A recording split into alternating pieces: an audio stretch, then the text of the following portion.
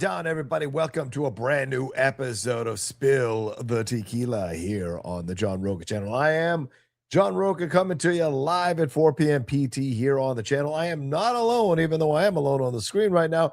Winston A. Marshall is finishing up at his job. He'll be here in just a couple of minutes, so letting you know we will both be handling stuff going on here today. But I hope you all are doing well. It's another Tuesday in this crazy effing world, and we appreciate you taking the time to hang out with us tonight because we got so much to get into. Definitely getting into the Super Bowl and all this stuff. It's probably going to be the main thing we're going to talk about tonight is the Super Bowl and the fallout from all of it. And yes, we will get to the game, of course. We'll talk about the game, but really we're going to talk about those trailers, those commercials. We're going to get into the fallout from people's reactions to Bad Bunny's halftime show. We're going to talk about Bad Bunny's halftime show as well. We're going to get into all of that here on the show, and we're going to swing around and talk about some of the other stuff that's going on in the maddening part of the world. You know, we spill the tequila here on the show, so we talk about it all. And certainly that Epstein file stuff is blowing up like crazy over the last couple of days. A lot of lies being exposed, a lot of names being outed. Today, 6 names read in the halls of Congress of people who had been redacted, accusations of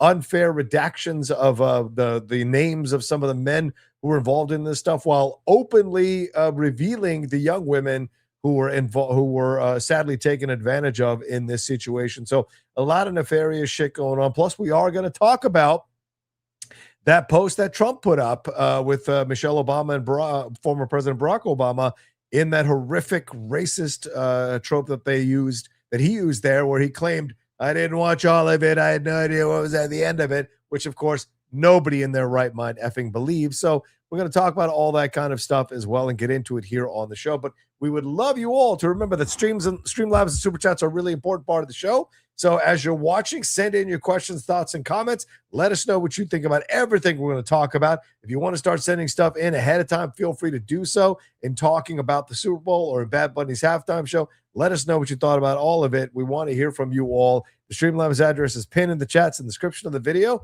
It's also, I think it's on, when we put it on top, it'll be there on top as well, so you can look at that as well. And of course, super chats are really important for y'all to send in the support as well. We appreciate you hanging out with us, like I said. All right, well, as Winston is taking a little bit of time, let's get into a little, and we'll get his thoughts when he comes in here. But certainly, one of the big talking points coming out of that Super Bowl was Bad Bunny's halftime show. Let me tell you something.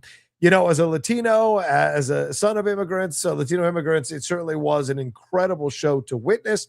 So much went down here. 13 minutes of a show. It was like a mixture of performance art with vignettes. So many people were involved in this one as well as guests here. You got to see Jessica Alba there. You got to see Cardi B being a part of it. There's Pedro Pascal throwing up a fist out of respect, but there he is.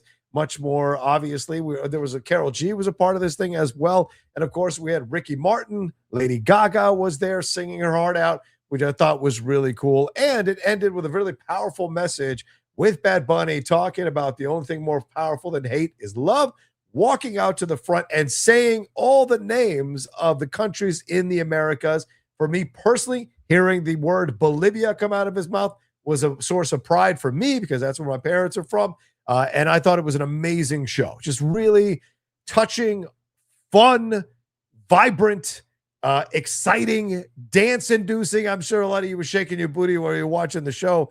And there was so much to enjoy from what we got in that show that was just an incredible, joyous expression of love and just fun of being a part of the Latin culture, while also highlighting some of the tough moments that Puerto Rico has gone through in the last few years. Certainly the blackout moment there with the 3 guys hanging off the poles there and what that signified and what happened there in Puerto Rico. Then you had the moment with Bad Bunny walking up to the young kid. A lot of people thought that was Liam from who had been taken, but it was actually a version of himself, watching himself win the Grammys, kind of saying to himself, "Hey kid, you are going to get there. You're going to see your dreams come true." And remember, a lot of people talked about this. Bad Bunny 10 years ago was bagging groceries. Let me put that on the table. 10 years ago, when some of you were watching me in the Schmodown in 2016 as the outlaw was on his ascent, Bad Bunny was bagging groceries. That's how amazing life can be, that in 10 years, you can be the main person performing at the halftime show of the Super Bowl. Well, it was well over, I can't remember, what are the numbers? It was like 200 something million who watched it. It was insane how many people watched that halftime show, because last year it was 133 million or something like that for Kendrick Lamar. So just an incredible expression of joy and love. And speaking of which, let's bring in another guy who brings a lot of love to our lives and to our world here. He's the king of swag himself, Winston. Hey, Marshall. Winston, can you hear me? Are you there? How's it going? Oh, that's hilarious. Like literally as I am like turning this on, I was like, I jumped in and I was like, why can't I hear Rocha? And then all of a sudden I was like, oh shit, I muted this earlier. So I like went and I was trying to unmute it right as you go, Winston, hey, more. I was like, God, the timing on that is wild. How are you, man? I'm good, man. I had a weird day at the day job, bro. They were including like a scenario where this woman was like, I bought this thing and you didn't send me this thing, so I'm about to cut your head up. I'm not playing with your shit. And I was like, wow, I don't know about all that. And I went and I looked it up, and we had sent a promotional email that said, hey, we've got this thing. If you want it, it's here. And the limited edition with the specialty packaging is here. Like, there are two separate links. She clicked on the first one, saw that the specialty packaging comes with 6, and just ordered 6, but she did not order the specialty packaging. So I'm not going to lie. I really didn't want to clock out and come do the show, because I wanted to be like, look here, bitch, that's not what happened. You didn't get the thing, so you don't get the thing. But I was like, I have to go. I have other things to do. She's going to just be mad all night, and then I get to come back and go, what you're not about to do is talk about me no type of way in no motherfucking email. All right, let me tell you that right now. But other than that, a stressful day. I'm doing just great. Yeah. Oh, good. Oh, good. A stressful day for sure. Came in spilling all the tequila, bro. I love it. I was ready to start, because first I hit up every supervisor. I said, am I reading anything here wrong? Did I do something wrong? Did somebody else do something wrong? Did our system glitch? Or like what? And they're like, no, she did this. I said, oh, you shouldn't have told me that. Oh, I remember those days, man. I remember those days. Yes. You were talking about the Super Bowl halftime show when I came in, right? Well, just jumped into talking about the halftime show with Bad Bunny, and I was just telling everybody how amazing that production was, and showing the guest stars who were a part of it, and the overall feeling of joy and love, and some interesting moments that happened throughout the whole thing, and what it just expressed and what it showed us there overall. So what were your thoughts about it, man? What are your feelings about this Super Bowl halftime show, brother? I was a little shocked. He didn't ask Cardi to do I Like It with him. Oh, that was the only thing that threw me off. I knew Cardi was going to be there because her man was playing in the Super Bowl. Well, even if he wasn't, former man, well, former now. My guess, maybe, though, that still would have been enough time to do a small little bit, and he could have done his verse. But I thought the show was done exceptionally well anyway. I thought, she could have come in and done just like, even though it's her song, she could have done like a chorus, and he could have hit his verse, right? Which would have still been him only doing stuff in Spanish, right. So I was just a little shocked by that, because I would make the argument, obviously he's the biggest artist in the world. Yeah. As far as trying to bridge the divide just a baby bit, that I would argue is probably his biggest mainstream song, as far that everybody knows.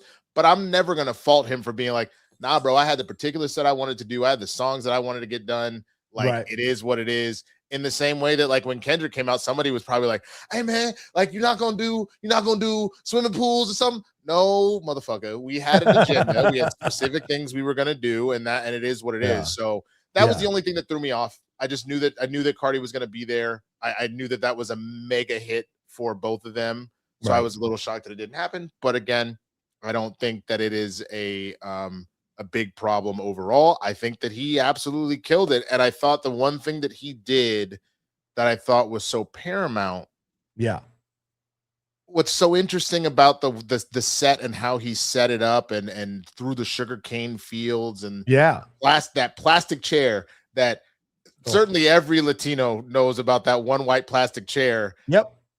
But do you know how many non-Latinos also know about that that white plastic chair? Like everybody got an uncle that's been in one of them motherfuckers at some point or another. Yeah. So the idea of him listing all of the countries in the Americas, Yeah. and really pushing the idea of unity and love over hate, Yeah. and showing how we actually are all so much closer to each other and we're so related and all that kind of stuff. Yeah. It just goes to show, for all of the hissy fits that the right and MAGA and everybody supporting them wanted to throw, he gave you about as American of a performance as you could have asked. Just because it was in Spanish doesn't mean that it was any less American. That, like, for God's sakes, like, it could have been a queer wedding, but you had a real wedding between a man and a woman happening throughout the halftime show.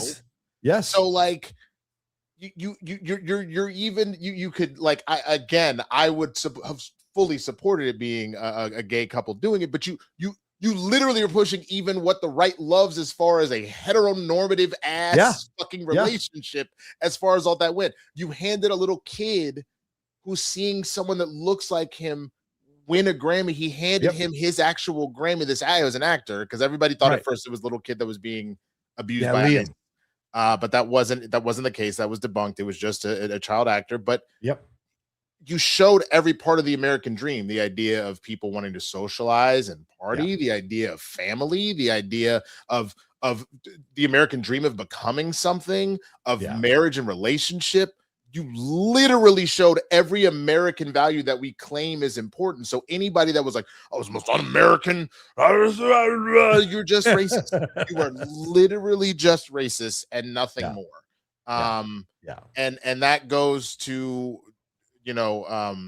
Jake Paul in particular and his bullshit. I'm sure we'll get to that in a minute. But I thought Bad Bunny was fantastic, and I think my favorite comment about the whole thing, my fiance found this tweet from some lady saying something along the lines of, like, there is no amount of ice that could stop the head I would give this man. like I was just like, oh my God, like, what the fuck?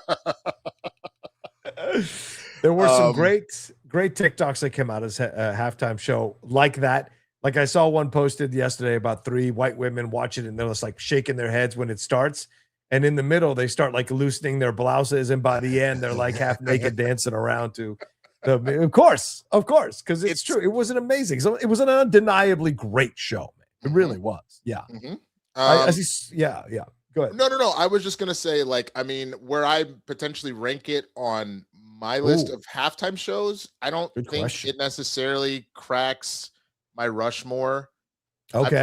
I'd probably put it in my top 10, I guess. But if you're going purely for symbolism, then certainly the Rushmore of it all. It's like him, Beyonce, Kendrick, and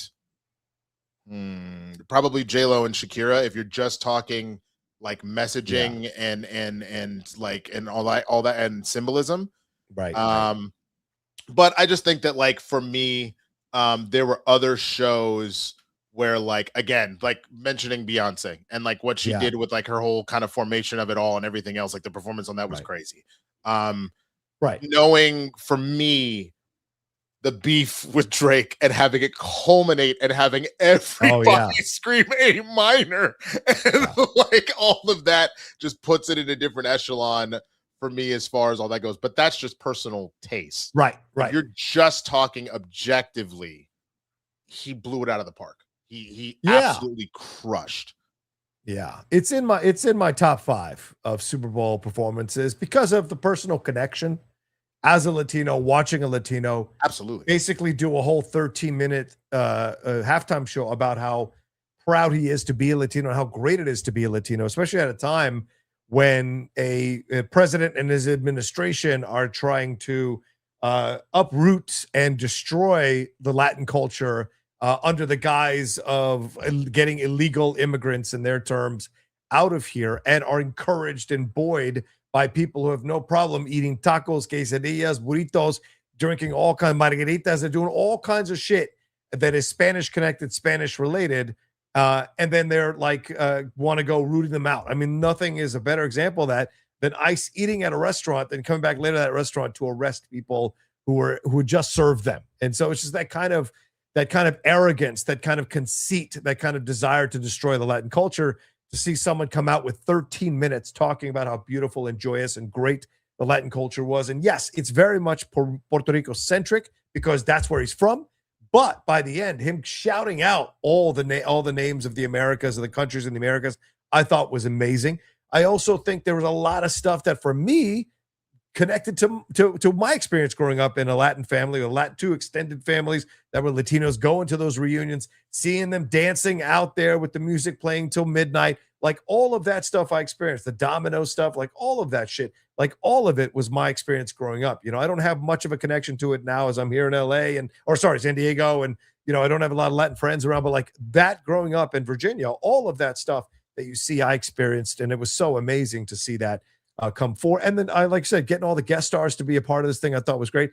The Lady Gaga thing, initially I was like, wait a minute, I don't think she's, and then when she launched into her song, I'm like, this is actually, I got a problem with it because this is beautiful what she did. But the Ricky Martin moment is low-key, dude, that's low-key one of the best moments because Ricky for years was told, you're not going to be successful if you don't sing in English. And eventually he did that, right? But like, then he felt he turned his back on his people and went back to doing Spanish stuff. And to see him, he looks fantastic, and he owned that moment. That was such a great thing to see as well. There were two things I was going to say about that. I mean, the first being, I mean, obviously, you know, Ricky has come out at this point. I was like, I mean, you think that beautiful specimen of a gay man was going to sit here and not like be fantastic? Yeah. Like, I bet you 12 pack. Like he's out here in these streets, man. He like, nah, you know what I'm not about to do. Great. But I think the thing that was so meaningful for me, and I didn't understand it at the time because I don't speak Spanish like that, but someone told me that there is a moment that translates of him being like, let's not let happen to Puerto Rico what happened to Hawaii.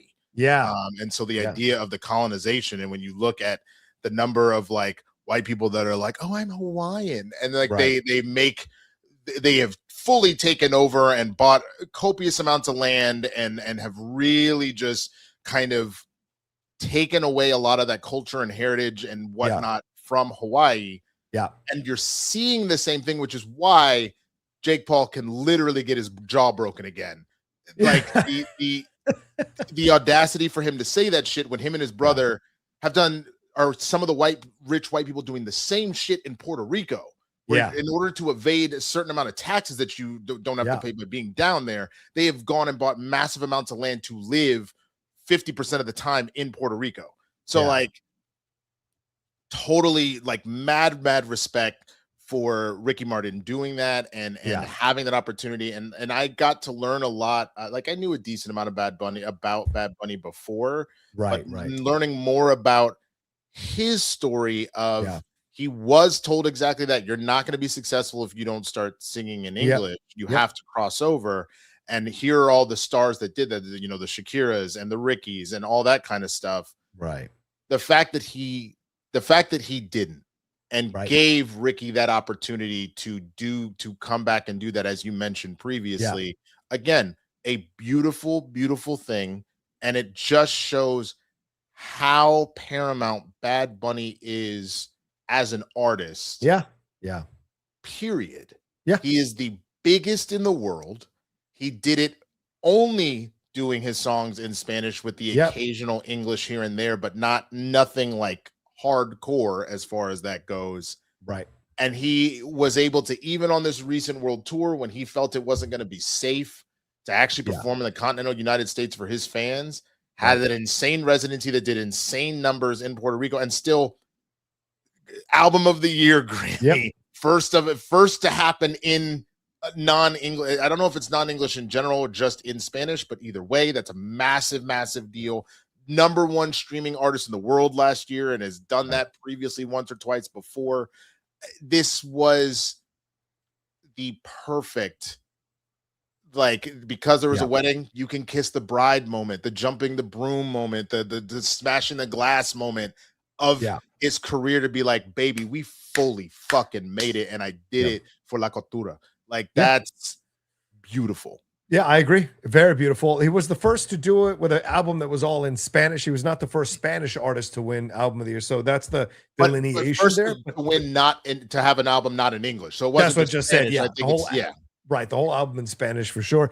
And the viewership for this, there was 100. It's estimated there were 135 to 142.3 million viewers, which beats Kendrick's last year was 133. So the fact that you're that many people watching this Super Bowl halftime show, and not everyone tunes in for the game. Some people tune in just for the halftime show and watch that and tune back out. That's an amazing number. And you compare that to what we got on the other channel there from Kid Rock and his ensemble, looking very manly in those jorts and waifish body. Lip syncing, although he's now denying that he lip synced. It was pre-recorded, and apparently they had trouble lining up the sync to the audio and all this kind of stuff. Then they didn't show it on Twitter because there were licensing issues, and in the end, only 6 million people watched it live for all that talk about how many people in MAGA and we're gonna our people and half the country's MAGA and all this kind of thing. 6 million people watched it. And I just checked it before we started the show. It's up to 21 million people now, 21 million views on it. But still, that's really not that strong when you're talking about, quote unquote, half the country who is MAGA, which of course is not true. But you look at the situation and the difference, and it's pretty clear. One absolutely killed it with a positive message of love, and another one did this a halftime show as an effort to subvert that person singing in Spanish and accuse them of essentially not being American, even though they're from Puerto Rico, which is an American colony. So this situation is just, it's just mind-blowing to me the way this all went down. And the stupidity of it all gets exposed yet again, man. Bro, I'm just laughing at him essentially shitting on the Turning Point USA production crew. Yeah, I like because I got the email from Entertainment Weekly, and I guess the interview we did. It's he's quoted in saying it would have been super easy to sync it up if the vocals were pre-recorded. The rapper argued it was very difficult for the Turning Point production crew, who, by the way, I can't say enough good things about. But this was very difficult for them.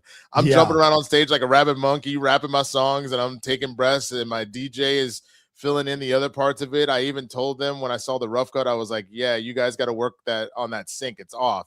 So it was just a syncing issue that they had. I know they tried to get it right. It was very difficult. Yeah. Shouldn't be. Not for a professional production company putting on something that's supposed to be the equivalent of the Super Bowl. Yeah. You lit like that's where I have no chill. If we have issues, even though we've done the show for a long time, but if we have issues, for example, this is a YouTube podcast show, right? Where our budget is, you got your equipment, I got my equipment. Let's sit down and do this thing. Yeah, that's our budget. Turning Point USA made how much money? Like both before and after the tragic death of Charlie Kirk, and on top of all of that, you have the backing of how many different people, of the president and everything else, and you had that much of an issue sorting out your production. Hell nah, bro, that's pathetic. You don't that's really bad. That's 100%, 100%. It was so mind-blowing to see that happening. And in the end, there were a bunch of artists who were kind of nobodies that a lot of people don't know. So what was the point of it? And then leading up to that performance, a few artists dropped out of the Kid Rock summer tour or whatever because they didn't want to be connected to this stuff. So that just tells you one is pushing division. That's the TPUSA Kid Rock show, and one is pushing unity and joy, and that was the Bad Bunny show. And there's not the message there is choosing love over hate, and that's what people gravitate to, right? And that's what drives people who seek to divide us and feast on that division, which is very much the MAGA approach to things. It destroys their ideology, destroys their efforts. That's why they hate it. That's why they have to undercut it, and they don't like it. They don't like that power destroying them. Yeah. I got two questions. Yeah. Let's keep it a buck. Ain't nobody been checking for Kid Rock for 2 decades. For a long time. Ain't nobody been checking for this asshole. So considering you have your newest Queen Coon, I'm surprised they didn't ask Nicki Minaj to headline, because if you're just talking Oh, about yeah. like you're just talking about star power. Yeah. Unfortunately, she is the biggest star that they currently have as far as that goes. I know the answer to it, because the true answer of we're going to give you a real American halftime show, which is funny because, again, Kid Rock made his name rapping, which is predominantly it was not only a black invented genre, but it is a predominantly black genre. So that's not lost on me at all. You don't actually want a black woman to be at the center of of any of that, even though the GOP is aware that you need blacks to try and do it, to move any sort of needle. Hence why you keep around your Byron Donalds and your Tim Scotts and all that kind of stuff, which we'll talk about Tim Scott in a minute too. But I'm like, I'm like, wow, that's really interesting that you didn't want to do that. And the second thing is this whole thing of I'm gonna be boycotting the Bad Bunny Super Bowl. I'm not watching that nonsense. Blah blah blah. I thought y'all were boycotting the NFL because of Colin Kaepernick. Why was this even the conversation in the first place? Yeah, 100%. 100%. And a lot of people crashed out. It's just so frustrating to see that kind of stuff happening. But, we'll get to it in a second, but one person who didn't crash out here, which I really appreciate, Zach Bryan. He said about the TPUSA show, I don't care what side you're on, a bunch of adults throwing temper tantrums and their own halftime show is embarrassing as hell and the most cringe shit on the planet. And that is a country music artist saying that straight up. We've had more country music artists starting to speak up and speak out about this shit that's going on because they don't like it. Because they know that a lot of Latino people go to their concerts. They know that a lot of immigrants enjoy their music and come to those concerts. I'm a massive country music fan. I'm a son of immigrants. I love country music. And so when I see that they're not standing up in the way that they should, it's frustrating. So to see other artists be willing to stand up within that genre, I think is great, So I love that. Whereas opposed to someone who's irrelevant like Kid Rock, walking around riding the coattails. I mean, look at how many has-beens are now we're talking about because they ran to MAGA, right? I mean, fucking Sorbo, Dean Cain, Rob Schneider, Kid Rock. It is a who's who of has-beens who were going nowhere and attached their fading stars to MAGA and are now being a part. Not to mention the talking heads like fucking fifth place Riley Gaines, or that Sunshine, whatever her name is, that woman who was a former Disney child actress or whatever. Like, you just see them all. They can't make it, so they attach their stars to MAGA to try to get up there. Zachary Levi doing the same fucking thing. It's so frustrating. It's so incredibly frustrating, No, I mean, I think the other thing that's wild is like all the comments that were coming out about like, the TPUSA halftime show, like that and Kid Rock are bringing us closer to God and blah blah blah. And like I saw somebody in the chat saying, they didn't want Nicki, not just because she's a black woman, but like, they don't think that her music is appropriate. So it's appropriate for a Kid Rock who was known on a 2001 track of his song called Cool Daddy Cool. To say young ladies, I like them underage. Some say that's statutory, but I say it's mandatory. Right. That brings you closer to God. Now I'll tell you this much, considering all the Epstein files, maybe it is a little more American to have Kid Rock be your representation as far as all that shit goes. More and more that your fearless leader is in the Epstein files, what, 1 million times? Oh, yeah. Jamie Raskin came out today, said he's seen the unredacted files and Trump is in there 1 million times, he said. Insane. So, maybe that's what it was. Maybe you really just wanted to hit the nail on the head there with your symbolism, and Kid Rock is the perfect poster child for all that. So I guess so. Yeah. I mean, Trump, as you said, crashed out here, calling the Super Bowl show the worst ever. It makes no sense, an affront to greatness. Nobody understands a word this guy is saying. Bullshit. And the dancing is disgusting. Bullshit. Especially for young children that are, now they care about the of all people to care about the young children. It is the pedo protectors and the people trying to erase any Republican name in the Epstein files, including this man's name who's tweeting this. Now they care about young children. The show is just a quote slap in the face to our country, which is setting new standards. And then he talks about himself, of course, the 401ks, all that stuff. He said it would be great reviews from the fake news media because they haven't got a clue what's going on in the real world, which of course is bullshit. That guy hasn't lived in the real world in forever. And the NFL should immediately replace this ridiculous new kickoff rule. Who cares? But this is the kind of stupid, like ranting and raving that you got from Trump here and all of this. And he's angry. He's frustrated. The power is fading. And these are the kinds of retorts he's putting out there. He's just lost two more. Republicans have just lost two more elections recently in the state houses and in the representatives. And so you see, and their margin in the House has now decreased to, I think it's like a 2-vote margin that they have now because of this bullshit. It's all imploding on them, man. And we have to keep the pressure. And this kind of stuff, the way they react to this kind of stuff just showcases that a lot of middle America is not on board with this nonsense. They're not, and you see it happening. Yeah. But you know, that's I guess that's the part that just drives me crazy. Yeah. The biggest thing that he has peddled above anything else and uses that as a constant thing to keep everybody off balance so he can get away with his bullshit. Yeah. Is this constant culture war. Yeah. This insane constant culture war. Like literally just even listening to the music, even if you don't understand it. Yeah. The beats were hitting, the dances were fire, the imagery was great. Like there's nothing about watching that makes you go, that sucked. Yeah. There's not a single thing, but because you allowed him to work you up in a frenzy right about something that's a that literally when you ask why would they book him? Yeah. Because he's the biggest artist in the world. It is simple. Yeah. It is simple. And if you need further proof that the NFL at the end of the day, they honestly don't care about like, that's why they got rid of the end racism and everything else that they put on the floor. They care about their bottom line. Yeah. I can't think of anything more American than the bottom fucking line. Oh, yeah. And they said, wow, this man sells records. Yeah. Maybe we should and we're trying to go international. You got games in Brazil. You have games in Mexico, games in Germany, games in London. Like you are actively trying to make the NFL a global brand. Yeah.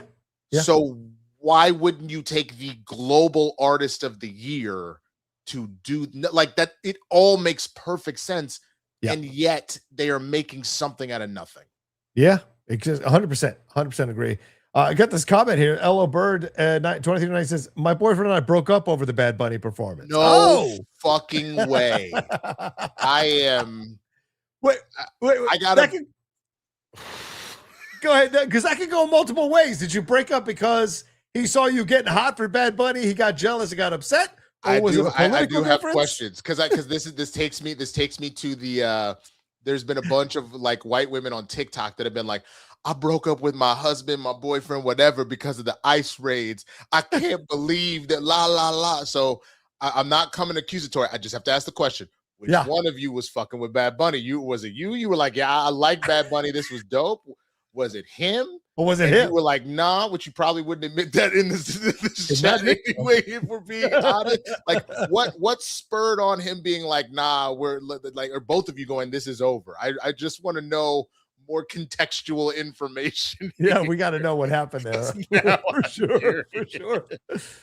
Well, another person who crashed out on this, I got to bring this up, Winston. I don't know if you saw this. I just tweeted about it just a few minutes ago, but apparently Real Housewives of New York original member of the cast, Jill Zarin, and also Taylor Armstrong, called Bad Bunny's Super Bowl show the worst ever. Jill flipped out and did a whole Instagram video, which she deleted, but you know the internet, it's always forever. And this is the one. I want you guys to listen to it. This is her rant. 250 years that we're celebrating right now in the United States. And I just don't think it was appropriate to have it in Spanish. And quite frankly, I didn't need to see him grabbing his, G area. I think it was totally inappropriate. You've got all these young kids watching the Super Bowl, and he doesn't have to be grabbing himself every 5 seconds. Is he so insecure? Seriously, I didn't understand it. I don't speak Spanish. I would have liked to have known the words he was saying. To me, it looked like a political statement because there were literally no white people in the entire thing. I think it was a political statement, and I'm not taking a side one way or the other. I think it was an ICE thing.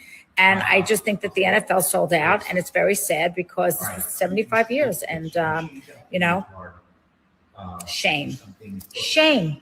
And Lady Gaga got a facelift. I didn't recognize her. I literally had to Google her face to see who it was because like we all couldn't agree who it was. So that was kind of fun in the middle of halftime. At least it gave me something to do because it was so hard to watch. This is why I don't fuck with the Housewives, man. Neither do I. That's some standard shit that I feel like would come out of a Housewives. Let me ask you a question. But wait, I want to follow this up because I want to finish the story, then we'll talk about it. She got fired from a reality show she was about to do by E. E announced today that Jill Zarin, by the way, 62 years old, you can tell by all that plastic surgery, would not appear in their upcoming reunion show, The Golden Life, through the show's production studio, Blink 49. They said, in light of recent public comments by Jill Zarin, we've decided not to move forward with her involvement in The Golden Life. We remain committed to delivering the series in line with our company standards and values. And I would hope that they take a look at Taylor Armstrong's post because she posted, she posted this one. Were you entertained? I'm embarrassed for the NFL and Apple for the Super Bowl halftime show, totally in Spanish with a Cuban flag. It was a Cuban flag, you fucking dolt. So this is kind of stuff that you just like, what is wrong with these morons trying to get popular off this man's hard ass work? Go ahead. There's so much to address here. I mean, let's start off with there were no white people anywhere. I didn't see a single white. They were all Latino. Lady Gaga is white as fuck. And she was super white. She is just seasoned. So her ass can hang with us. What are we talking about here? Like she is hella white. Yeah. So first of all, you're wrong. You were just vehemently wrong. Second of all, let's keep it a buck. Are you aware that English was not the first language of America? Let's tell the truth. Colonizers decided to change that shit. Let's tell the truth. Let's keep it a buck about what's really going on with that in the first place. And then finally, they're going to sit here and act, because I know they were bitching about Kendrick too, that they eventually were like, well, wow, they brought out Uncle Sam. It was very American, not knowing that we were actually shit talking America's nonsense and the thing. But that's my point. You didn't understand Kendrick's. Yeah. And you kind of backed off of that. Like most of y'all have admitted you can never understand the hippity hop. I don't know what he's going on about it. Just saying the words really fast. And they can sometimes rhyme. And then they throw in the N-word. Why can they say it and I can't? you didn't understand that. So why are you sitting here and pretending like all of a sudden you just started not being able to understand certain things? Like let's keep it real for a second. So keep it even more real, Winston. It's not like every rock and roll song was easily understandable. There are multiple videos of people going, I thought the lyrics were this. And I would love for her to tell me. There's a million of those. It sounds like she probably went back and watched the TPUSA halftime show. Could she tell me what ball with the ball means? Because I still don't know. I'm still trying to decipher what the fuck a ball with the ball is. I don't understand. I just think it's funny that people are crowing about that English is the American language. And then they want to build a statue of Christopher Columbus on the White House. Christopher Columbus was an Italian explorer sent by a Spanish queen. So if we're going to sit here and talk about English as American language, like it's just the stupidest fucking thing in the world. I know that we are predominantly an English-speaking nation. Of course we are. But to say it is the only language in the country is about the dumbest fucking thing in the world. So they feed on the ignorance. They must have the ignorance, because they need to keep people believing this nonsense. Because you give them education, they won't believe their bullshit. I need to pull a video, man, because this kind of perfectly sums up my overall issue. This is a YouTube short of this guy. I want to say his name is Parker. Okay. And he's like a political commentator, debater guy. And so like he'll live stream, he'll go out and see people on the street, but he'll live stream him on the phone with MAGA folk and like debating points and really trying to understand where they're coming from and then give like his own counter information, all that kind of stuff, right? Yeah. So this is one where someone made a bet with him that Joe Biden didn't also send out stimulus checks. Just watch this, because it is baffling how dumb MAGA can be. We're Donald Trump, just like the policies he does that are like good for the peoples and stuff, such as Like the one where he was like giving people like the money during COVID. That happened under the Biden-Harris administration as well. It's just blatantly not true. They were not giving people money during COVID. They did. Yeah. How much? 500. Okay, I'll take that bet. Okay, shake. Yeah, virtual shake. You liberals don't know anything. This is from the Biden administration, 2021 February. So how do we know The that's four, not the AI? 1400 How do we know that's not from AI? ABC News. Yeah, that could still be AI. Everyone Of course. is AI. Look it up. Look it up. Give me $500. Well, there's no proof behind that. I just Facts showed don't you. care about your feelings. I just showed you. I did not lose the bet. We never. You did. You got. We never Yes. shook on We the bet. literally did a handshake. You literally said virtual handshake. That is not what I said. That is exactly what you said. But I never got a stimulus check, so that's how you know it's propaganda. How old are you? I'm 19. You weren't old enough to get Enough one. to get That's it, why, yeah. genius. Why do you scored? That is what we're dealing with. I know. That's It's so that is the frustrating. part that's so frustrating. Yeah. Is that is what we're dealing with. Yeah. I literally just listened to this kid go, I like Trump because of stimulus check. Biden did that Yeah. too. No, he didn't. Here is a credible news source from an article when that happened. That's AI. What the fuck? Yeah. It says ABC News, dude. No, that's not true. That's not true. Yeah. Makes a virtual handshake. All right, yeah, Yeah. virtual handshake, $500. Okay, you over. I never said that, motherfucker. I just read the tape. I just heard. It's this level of gaslighting that Yeah. is on a whole other plane. I know. That is genuinely just fucking infuriating. Yeah.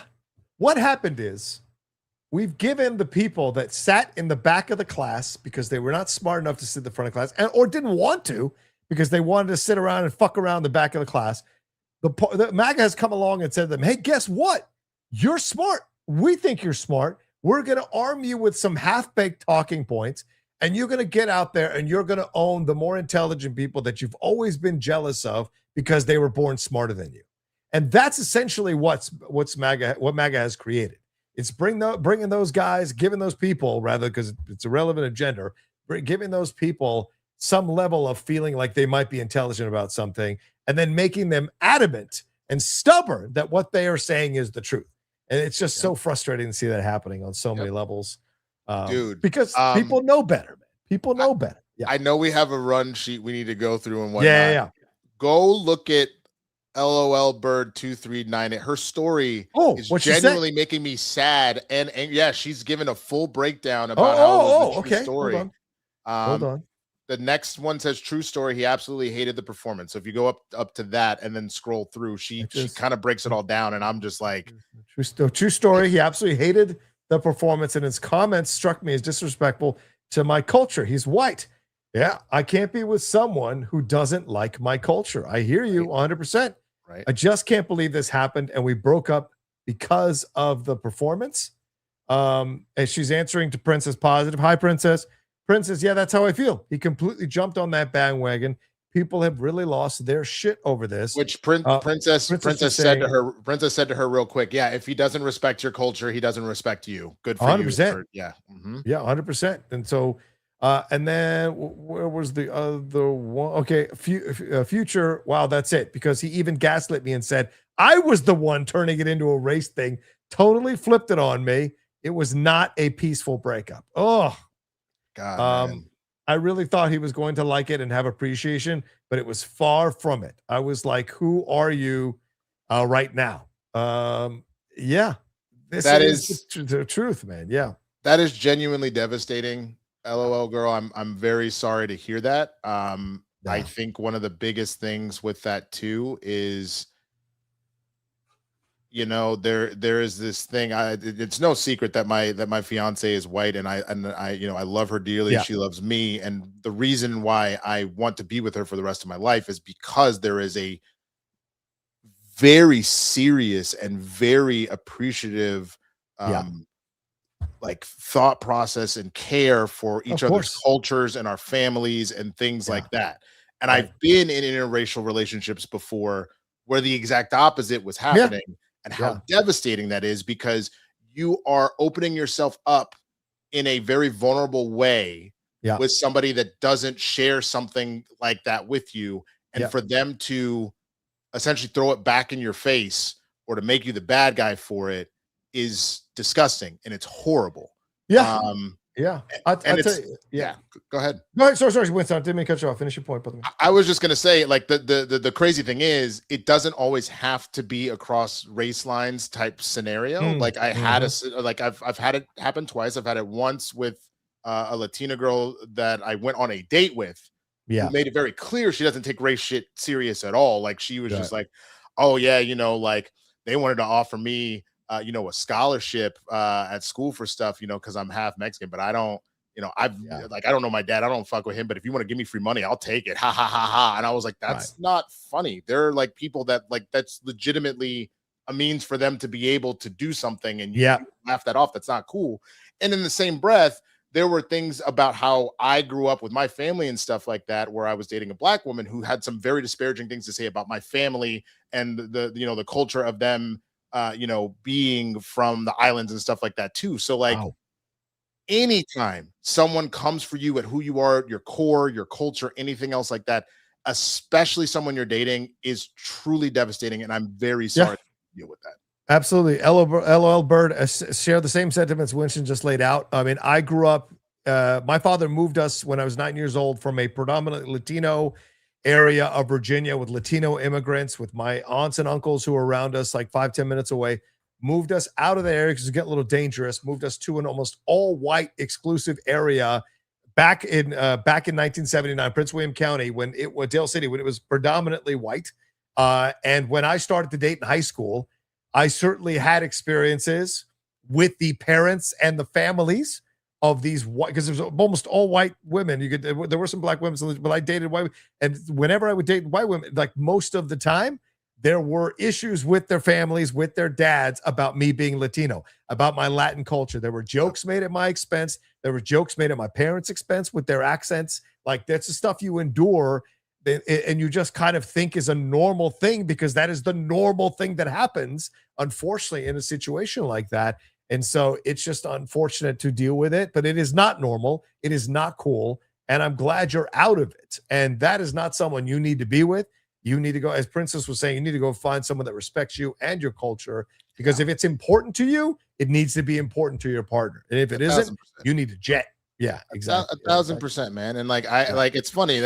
I just unlocked another, you know, buried memory. I'll never forget. Like I was at a New Year's Eve party, sophomore year of high school, and there was this Latina girl that like I had this huge crush on, and like, you know, we were gonna go to a dance together and stuff like that. And I was over at her house for New Year's, and I happened to go downstairs to go get water, and I overheard her parents being like, yo, I don't want this little negrito like taking out my kid. Like, what the fuck is this shit? Like, blah blah blah blah blah. And I just remember like calling my mom and being like, yo, can you come now?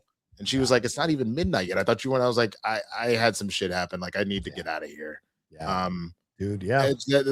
So sad again, truth. Every single group can be shitty at one point or another. Every person could potentially be shitty at one point or another. But like, again, someone coming for you at your core is just so gross. And if this is a person that you're trying to show the most vulnerable side of yourself, you don't want that shit around you.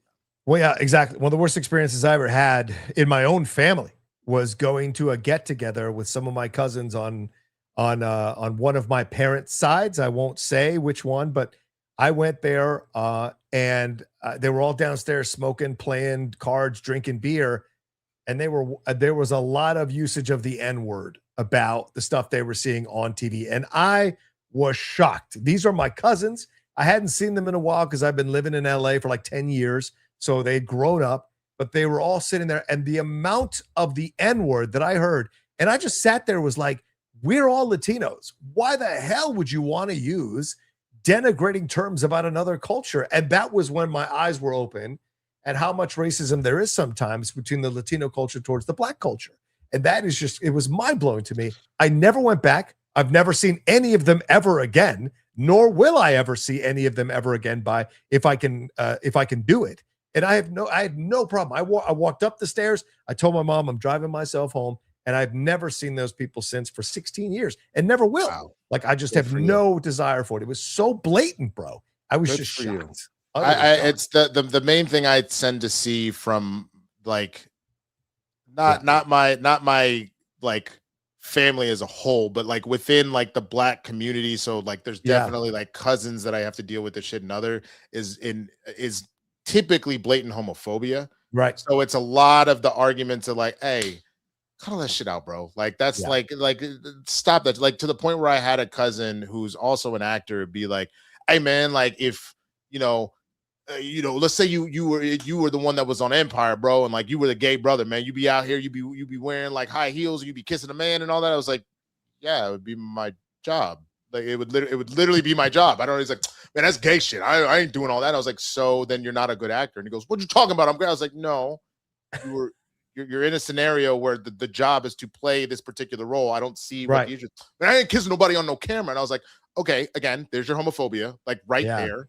Again, be professional. It would be a job. Now, nobody's saying that you have to take it one way or the other, but to ask me that hypothetical, you're clearly going from a standpoint of just hate. You're not doing that. Like, if you would ask me something along the lines of like, hey, yo, it's a dream job and they want you to get on a roller coaster, and you know damn well I don't deal with roller coasters, like that's a completely different thing, because then all of a sudden I'm not feeling like I don't feel safe and all that other stuff. But for you to just put that out there like that in particular as a hypothetical, you're only doing that for one reason. You know what I'm saying? It'd be different if you were like, you're married. Do you feel comfortable kissing somebody else? Because you're something like that, but that's not what you're doing. You know what I'm saying? You're just doing that to see, oh, you do that gay shit. That's what you would do. Can't stand that shit, man. Drives me fucking man. I hear you. I hear 100%. Abernathy said, yeah, I had two friends that I wasn't allowed over if their dad was there, and I learned what beaner and wetback meant by asking my parents after bullies at school taunted me with that. Oh, bro. We can't open that door. I mean, I'll tell you a million fucking things I was called by the white kids growing up in a predominantly white area of Southern Virginia, man, as a Latino kid. Man, there were a lot of things that I had no idea what they were until they called me. So, yeah, it's sad truth of life. But anyway, we should move on for this. We spent almost 15 minutes on this thing. Let's move on. It was important, man. It was. I agree. I don't disagree. Let's move on to some of these trailers, Winston. We got ourselves a Mandalorian and Grogu trailer. We had a Project Hail Mary trailer. We got a Minions trailer. We had Adventures of Cliff Booth trailer. There were a lot of movie trailers that dropped during the Super Bowl. Are there any that stood out to you that you liked, that you enjoyed? We had a Super Mario spot. We had a Supergirl spot. Anything jump out at you? I'm laughing so hard, bro. I missed every single one of them except for Project Hail Mary. Like to the point where you were like, hey, and then like pick your favorite commercials, bro. I missed most of them too. And the funny thing is I saw some of them in the aftermath. Right. As far as the commercials. As far as the trailer, I mean, I hadn't heard of Project Hail Mary. I knew that there was a new Gosling movie, but I hadn't heard specifically what it was. It looks fantastic. Wow. I'm on board with that for sure. Right. All I've really heard is it feels like they're not necessarily handling the Mando Grogu marketing very well. It feels like if you had an opportunity that you were using this as a means to like kind of wrap it all up, you're not doing a very good job of building up the hype properly. It feels like you're actually kind of undercutting it a little bit based off of other people's complaints that I've heard about the whole thing. Because whatever the one that came out before the Super Bowl, like the last like kind of teaser trailer, I've seen that. Yeah. And I think I said on this or maybe on Christian's show with you that I was like, it just looks like a fun romp. I'm not expecting it to be this season 1, season 2 of Mando, bro. We back, baby. I'm just like, you know what? We're wrapping it up. Pew pew. And then call it a day. That's what it feels like. I feel like that's what we're about to do. So yeah. I would say though, I think the Cliff Booth trailer was pretty awesome. I did not anticipate that they were going to drop. Like there was no news that I'd seen at least that they were going to drop a trailer for this, and they dropped it, and I was really surprised and thought it was damn good. So yeah, was that the one with the white line? Yes. Okay, so I did see that. That looked really cool. Yeah, that looked super cool. But sequel. I was just mad because I was like, what is this? This looks fantastic. Because I don't think I ever saw the name of it come up. I just saw Netflix at the end. And I was like, what? Right. What is this? I don't know what it is. Well, yeah, it's a sequel to Once Upon a Time in Hollywood. and it is following Brad Pitt's character a few years later, a couple years later, and it's directed by David Fincher, written by Quentin Tarantino, and on Netflix. And so a lot of people were concerned that it was not going to have that Once Upon a Time in Hollywood energy because Tarantino wasn't directing it. But I hope everybody came out of that trailer with those concerns now quelled, because that was a damn good trailer. It looks like we're going to get a fun next adventure with Cliff Booth there and that. So, yeah. Do we know when this is supposed to drop? Yeah, it's sometime later this year. I don't know specifically. I think maybe in the summer. Okay. Let me see here. Adventures of Cliff Booth. Good question. Release dates.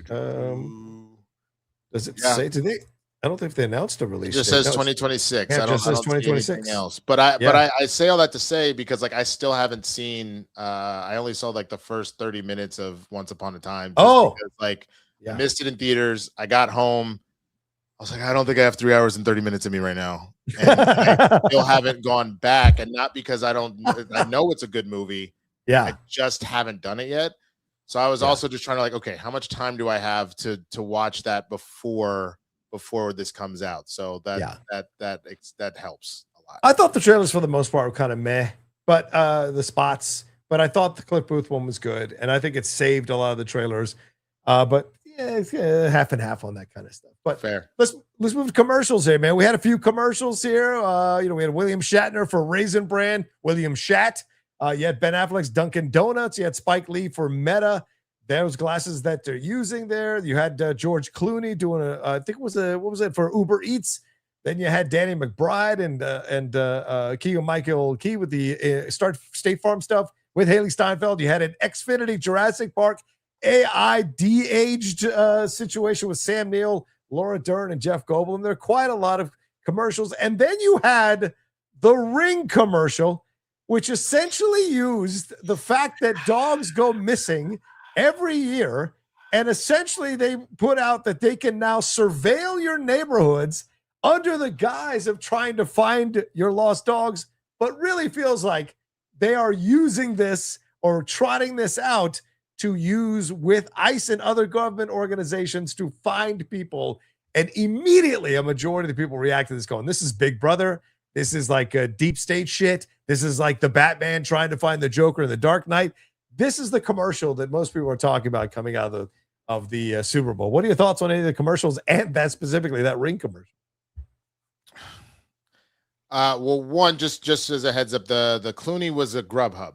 Yeah. Sorry, Grubhub. Sorry. Yeah. No, the only reason I bring that up is because I need to actually talk to Jay about this, but we were both at a callback and on a veil for the Uber Eats commercial, but it looks like the part that we were there was fully cut. So I actually feel a lot better, because I was just like, which one of these motherfuckers just took all my money? And I was like, they got rid of us. Okay, that makes me feel so much better. But I hear everybody's concerns about the Ring camera thing. Okay. My thought though is like, man, y'all late. Like, has people not seen how many different times it is shown up in the news of cops using Ring footage to literally get whatever types of convictions of, so-and-so broke into X, Y, and Z. Like, it's been a thing. That was the only thing about people's outrage that I was like, y'all brand new, huh? Y'all just don't pay attention, because again, it's been like, I get not everybody pays attention to the news, but it's been in the news that law agencies do that. It's been in the news that kind of shit is up for sale. Now, them trying to deal with I think that's probably why they were off put by the idea of people getting so mad. They were like, they're mad about a thing we've been doing for like half a decade. What the fuck?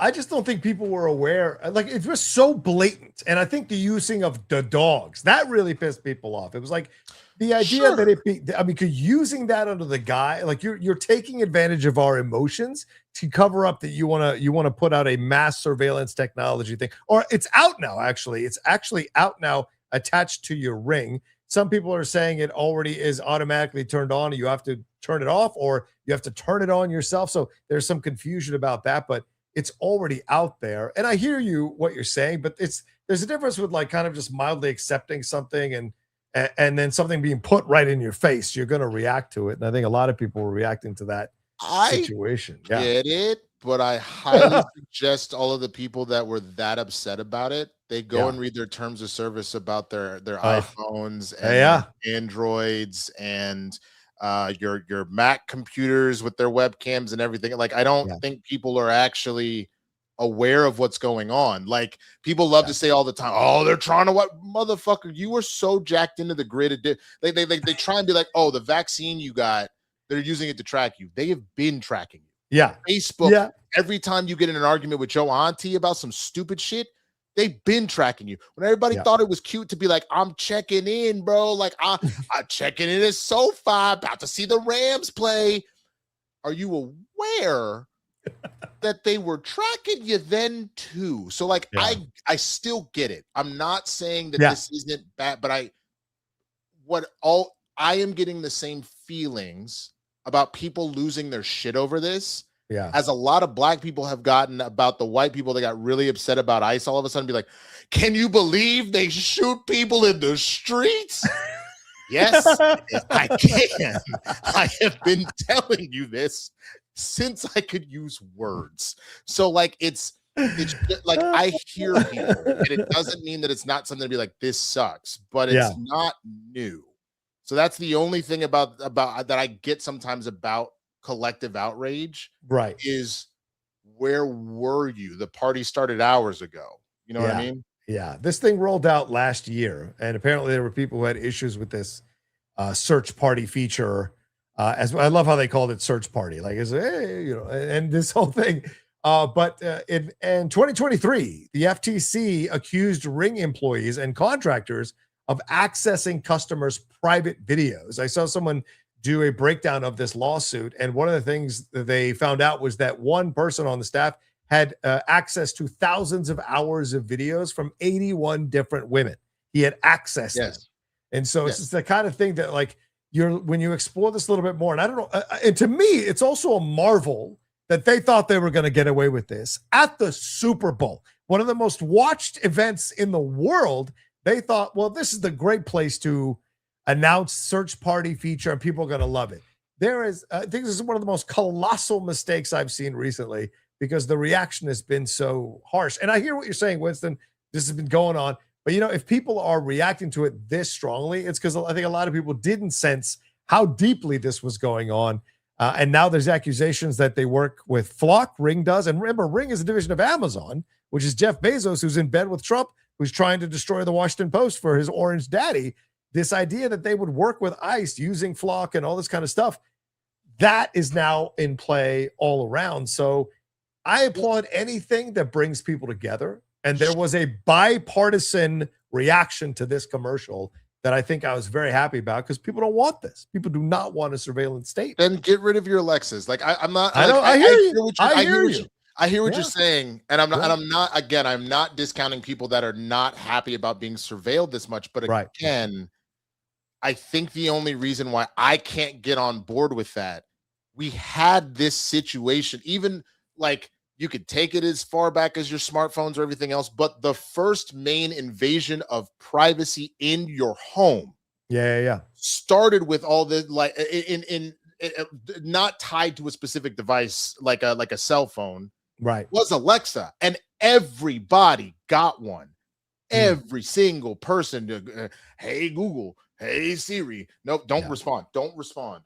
I don't use it. I do not use it. But that's the only thing that I'm kind of getting at, is it's like, okay, cool. Now they kind of have video footage on you, but again, they already had that. You have been listened to. Why do you think you keep getting random ads? You mentioned Spirit Airlines one time. I would never fly it, man, but I do have to go to Vegas. And the next time you turn on Hulu, all of a sudden there's like a quick ad for Spirit Airlines flights, how cheap as shit. Like, it's they are already listening and doing everything. And if anything, I think the commercials that pissed me off more are all the AI ones, because they were rampant. Yes, go ahead. Everywhere. And further pushing this idea of, nah, man, it's not bad for you. nah, baby, it ain't gonna be that bad. Like, come on. If anything, we'll give you that personal trainer that you always wanted. But it'll be like, well, blah blah blah. Or like, because the one commercial was the AI company that was like, yeah, AI, but we won't put no ads in there. Bullshit. Yeah. Maybe not right now, but you will. Like, Yes. so It's all about the tip. This is right. I'm just going to put the tip in phase of AI. It's just what it is. Bro, we're way past the tip, Rocha. We are way past the tip at this point.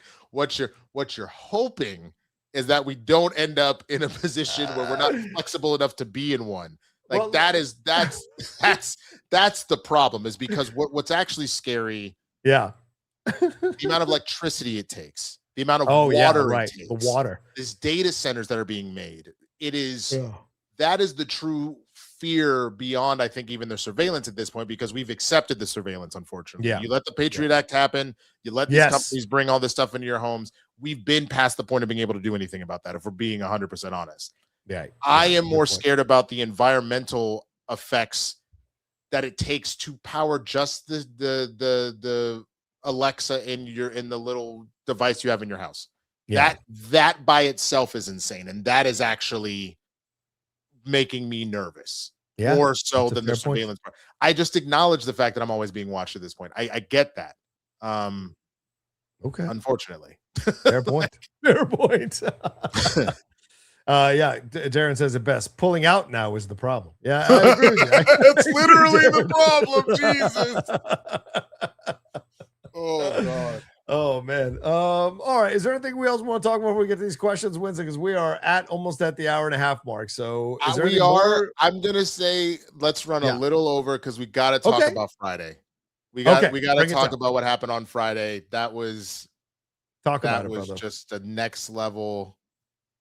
Are you talking about the Obama stuff? Uh-huh. Okay, let's put it up here. This is so Trump posted a video that was about election fraud, which full of lies, of course.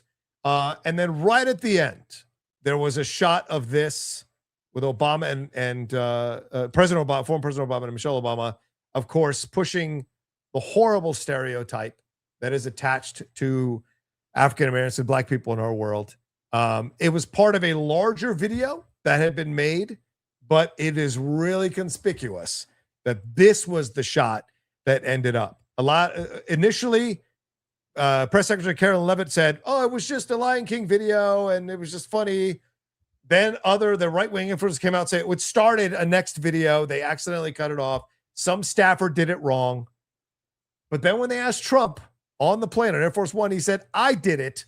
I just didn't watch the whole video." So we had a string of excuses, and we had the standard right-wing bobbleheads come out on all the shows to try to claim he isn't racist. But this is pretty horrific. This was absolutely done on purpose, and fuck him for doing so. Your thoughts on this one? I think we've already known that he's a racist, an ableist, a misogynist, a homophobe, a transphobe. Like, he's all of the ists. You name it, he's got it covered. Yeah. The fact that you actually had a number of people on the right kind of be like, "Yo, that's a step too far," is right. It's good to hear that some of that was there. But I think the thing that's the most disgusting about this, let's say, because he flip-flopped a number of times. He was like, "Oh, I didn't do anything wrong. I didn't see anything wrong," which, but it was a staffer and all this kind of stuff. The one thing you needed to do is just say, that is it. That was heinous. I'm sorry that this happened at all. Whether you want to admit that you did it or not, I'm sorry that it happened at all. There's no place for something like that. Right. The reason why he hasn't said that is because there is not only do I believe that he believes that shit and is about that life. Yes. A large number of his supporters are. Yeah. And by 100%. him not actively saying this is wrong. Yeah. They get to have that shit-eating grin of like, "Oh, he got away with it. You goddamn right." Like, you literally are enabling them yet again. Yep. 100%. That is why he is still not actually apologized or condemned this. Yeah. Is because that gives the stamp of approval to continue to do this shit. And what's so funny is you had Tim Scott and everybody called him out for his bullshit, but you had Tim Scott being like, I pray this is fake. You know who the fuck the president is. Of course it's not. I pray that this is fake because it's the most racist thing I've seen come out of this White House. If you notice, Tim Scott has been nowhere to be found since then because he apparently, because Trump did say, I had a conversation with Tim Scott as a good guy, blah, blah, blah, blah, blah. He got back in line. He got told, look here, house nigga, get your ass back in there and go make me my sandwich and be quiet. And he has not said a single thing since. And it again was another distraction because you had more stuff coming out about the Epstein files for that shit to happen. I truly believe that he was willing to press that button because anything he can do to make the news cycle focus on something else, he'll do it. It also set as another signal, even if he started to say maybe we went a little too hard with ICE, because he's been saying that in a few interviews because the publicity for it has been so bad. That was still a dog whistle to let his people know, hey man, I got you. Like it's what this is stand back and stand by all over again. 100%. 100%. So if you notice also Nicki Minaj has been super quiet. She's so quick to defend it. She's been super fucking quiet about this entire thing. So I wanted to talk about this just because of how fucking infuriating it is. I'm not saying that I'm surprised. Right. I'm not. Right. But it just needed to be called out. The fact that he hasn't apologized, I think, is the bigger and not condemn this is the bigger issue here. It sounds weird to say that, but it's because this was a straight up bat signal to his racist ass base. I'm still here. Right. Daddy is still causing chaos. Don't worry about it. Like that's what this shit is. 100% agree with you, man. 100% agree with you. What he does, I mean, yes, sometimes you sit back and you go, what the hell is he doing? Blah, blah, blah. But when he does shit like this, when he goes crazy at 2 a.m. with his 52 posts, that's who he really is. And when he posts something like that, do you think he didn't watch the whole video? Bullshit. That is utter bullshit. Okay. This is supposedly the man who's the art of the deal. This is supposedly the man who's really on top of everything, and he can't be tired. He sleeps 4 hours a night. Incredible work ethic. Drives jets all over the world. He's on top of all the policies. He's very smart, but he's not going to watch a whole video to the end. Bull fucking shit. He knew exactly what he posted. He knew exactly how he signaled for everybody to react to it. And you're right. It's absolutely a wink to his racist base that he is still willing to fuck her. Don't be fooled by me saying I'm doing this or calming down on this or calming down. You're 100% right, Winston. I am still this guy that's for the white people. And that's what that was.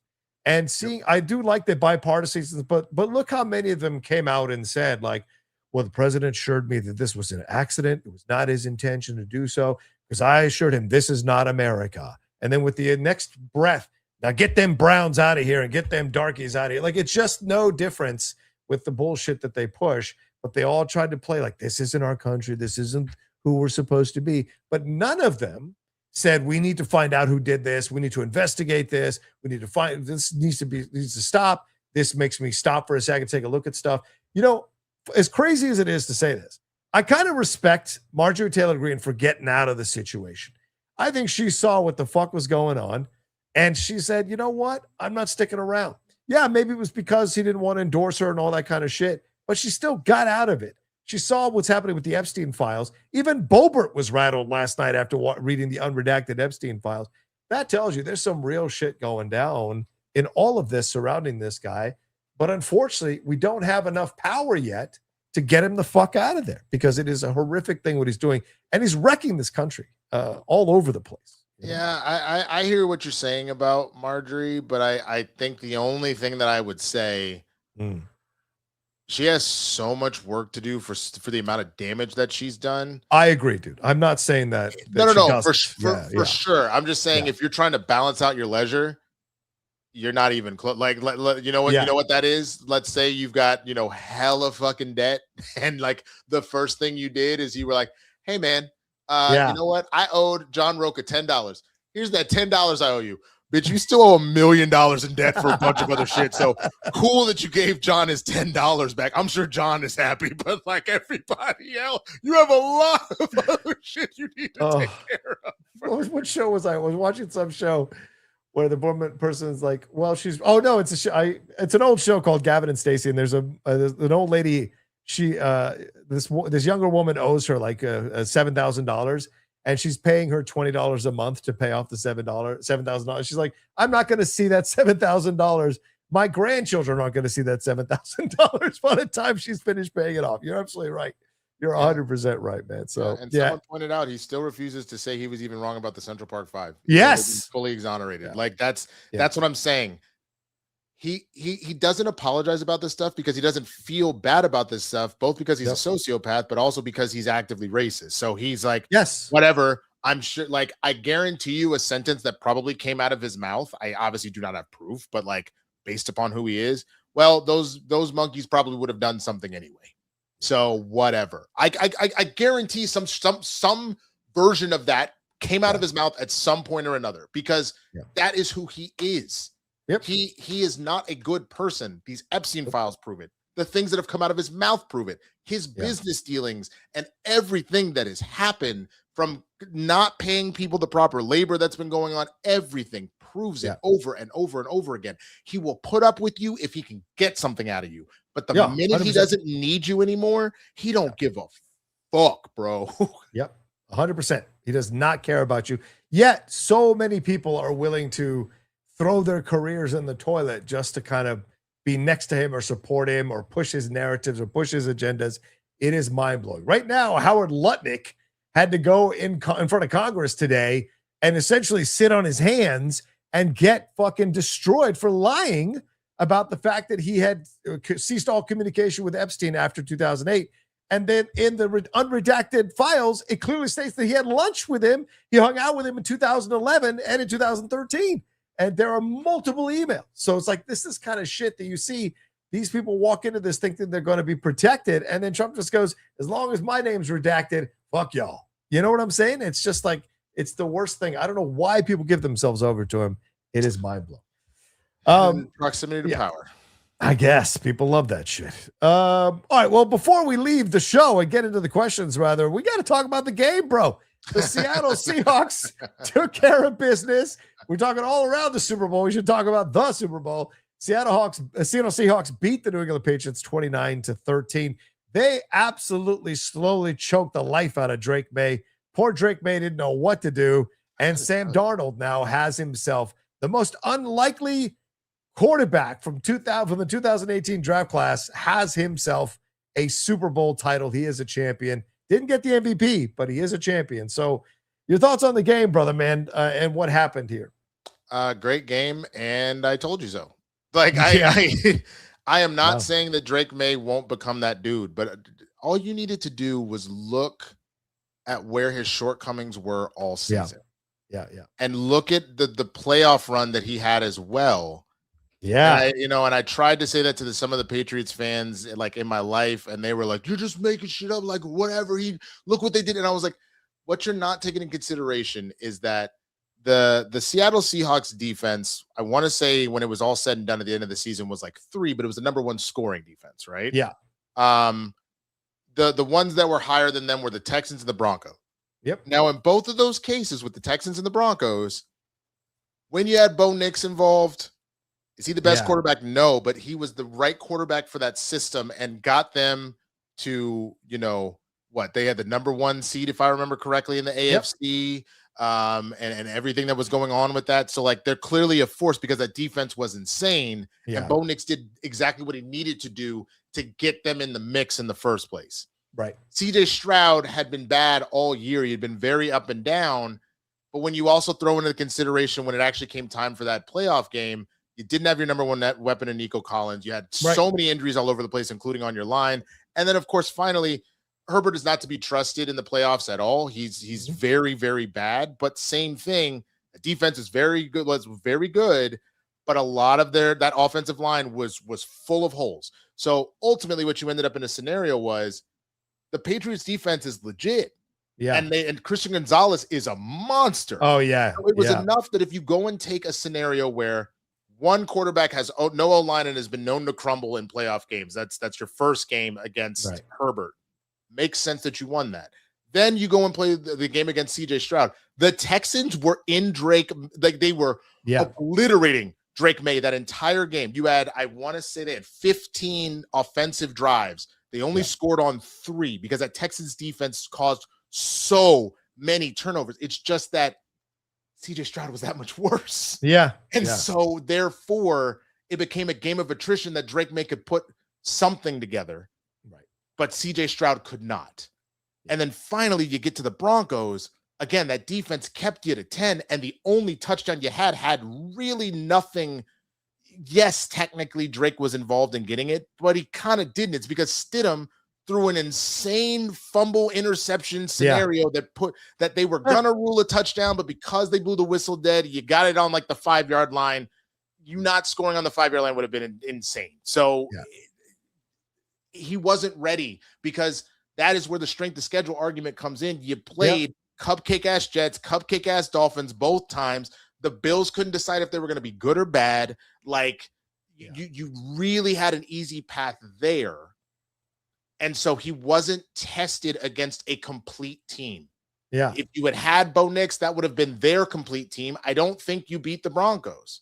Right. If you would play CJ Stroud from rookie year that everybody's been hoping comes back, I don't think you beat the Texans. And if Herbert could have stopped seeing ghosts, I don't even think you beat the Chargers. And it's not to say that the Patriots weren't good this year. They were, but I just don't think that they were truly tested. So once you dealt with a team that has a legit defense and a quarterback that is competent, you had no shot in hell. And that is actually what went down in this game. Yeah. And there's no snow, no rain. This was a clear skies day. So you couldn't take advantage of the fact that like some of the weather affected some of the performances of the previous quarterbacks. This was a football game in the sun, and things got exposed in the light of day. And Drake May's performance, statistically speaking, is the worst of the 21st century. Across 4 games in the playoffs, May's dropbacks lost a total of 29.6 EPA, which is 7 points clear of Peyton Manning's run in 2015, when that was just the carcass of Peyton Manning leading the Broncos to that Super Bowl title. May's Super Bowl output was only the 3rd worst out of the 52 QB performances we've seen in title games this century. He only beat out Kerry Collins in 2001 and Rich Gannon in 2003. That's how bad of a performance he had in the Super Bowl, until, like, of course, garbage time, which padded some of the overall stats at the end. Still had it's a just crazy 16.3 when it was all done. It wasn't enough to stop to pad anything, man. Like it's so rough. Yeah. And I think the thing that's just crazy about the whole scenario is I am so happy for Sam Darnold. Yeah. And I said this at the end of the NFC Championship game, because that to me was his best performance of the year. Yeah. He was average at best during this game. However, they didn't need him to be above average. They just needed him to not give the game away, and he did everything that was asked of him and made smart decisions. If he saw something wasn't there, he'd rather throw it away than run the risk of turning it over, because he knows what that would do. Because the only thing you needed to really make Drake May maybe snap out of this and do something, you give him some hope. So you give him some, like the best hope that his defense could give was a number of stops that ended up with some punts and whatnot, right? Or we held him to a field goal. If you had given him a turnover, that would have been enough to maybe shake Sam Darnold a little bit, but have Drake go, okay, he's turning it over too. I can do this. Right. And Sam played it like a pro. And he said, my boy, Kenneth Walker, is running all up and down these suckers. Yeah. I just need to not mess this up. And you didn't have your number one target in JSN. He got hurt. So you didn't try and force things. I have to give Sam so much credit, because this just goes to show sometimes it's not about you. Sometimes it's really just about the situation that you're in. And he ended up in a bad situation to start. He ended up in a series of bad situations. And if you need proof that he's way better than we've been giving him credit for, you not only look at what he just pulled off here, you look at how bad the Vikings were once he was gone. Yeah. Like they went from a 13-win team to completely irrelevant. Yeah. Yeah. What he did against the Rams, that was Sam Darnold's game. That was the game where you see what Sam Darnold was capable of. This was a different situation. This was a stronger defense. They were dialed in, jumping his routes. They blitzed him, I think, on 70% of the pass plays that he was a part of there. And so they were clearly, Vrabel's plan was clearly, let's rattle this guy because he's thrown interceptions. And you understand that, right? Because coming into the playoffs, he didn't have the best interception touchdown ratio there. So they thought they could win that way. But in the end, Darnold played it safe. He didn't throw into tight. It was only like one pass where Christian Gonzalez got his hands on it. But other than that, everything was either over, like throwing it away, or dunks and dunks, or some nice passes just over the defender's hands, and then that touchdown. And then Kenneth Walker handled business for 135 yards. That was really an essential part of them winning the Super Bowl here. And the defense. I think the defense should have won the MVP as a whole, because they swallowed up Drake May. They swallowed up Stephon Diggs. They swallowed up Ramondre Stevenson. There was nothing they could do in the end to stop them just suffocating the life out of them. And it was a hell of a performance by the Seahawks. I feel you. Sure. I stick with Walker as the answer, because he had, like, it wasn't just the rushing. He also had I'm trying to remember. I want to say he had like 160 something all purpose, something that. But like it was 161 all purpose as far as that goes. So he fully controlled the pacing of the game. You know what I'm saying? Because on top of that, he was eating clock. Since they couldn't get it into the end zone, every time he's like, extend the drive, extend the drive, extend the drive. And so you took the pressure off of Sam. You made the defense have to kind of shift down and worry about all that, especially knowing a game where you don't have JSN, because that would have been the main disruptor, I think, above everything else. Right.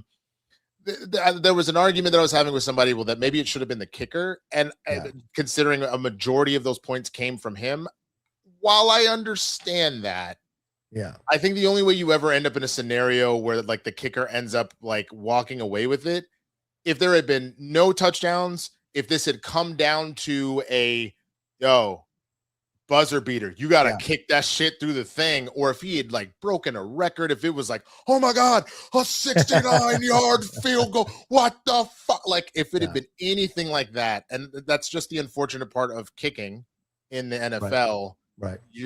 There's only very few circumstances where they would ever consider something like that. You know what I mean? Like, it's just not built. It's the same reason, unfortunately, most MVP anything, whether it be regular season or the Super Bowl, almost always goes to the quarterback, just because, unfortunately, we've just geared it fully towards the quarterback as far as everything goes. Exactly. Man. I saw someone here. Exactly. I saw someone just say like, Trent that Sam Darnold is Trent Dilfer 2.0. That's one of the dumbest things I've ever seen.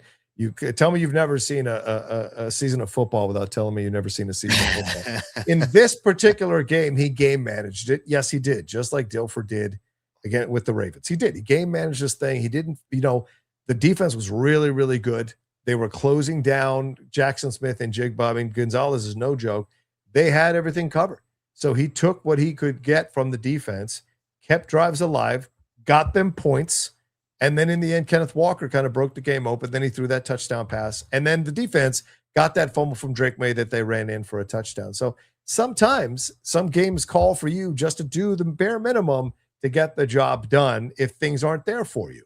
The Rams game, much more open. That's where you saw what Sam Darnold can do in a situation. Dilfer never had a Rams game like that leading into the Super Bowl. That's the difference. That's I think the thing is that there is a signature Sam Darnold game in these playoffs. Yep. And it's also from the standpoint of, I don't know the whole of that playoff series with Dilfer.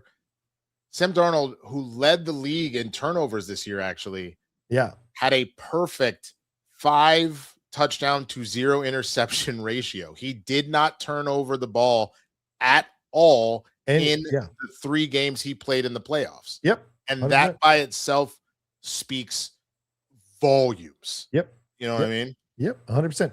And he crushed 2 division rivals, or he beat 2 division rivals to get to that Super Bowl and took care of business there. So yeah, all shout outs, all props to the Seahawks, and they may be about to go into a dynasty. People got to get ready for this. This is very real. It's okay. It's really early to say that. I know. I'm just saying. I said they may. I said they may. I said they may. Yeah, the only thing I will give you in that scenario is, I heard someone say they have the right DNA to become one. Yeah, right. Because of how young the team is, and because the only bona fide superstar on the Seahawks is JSN.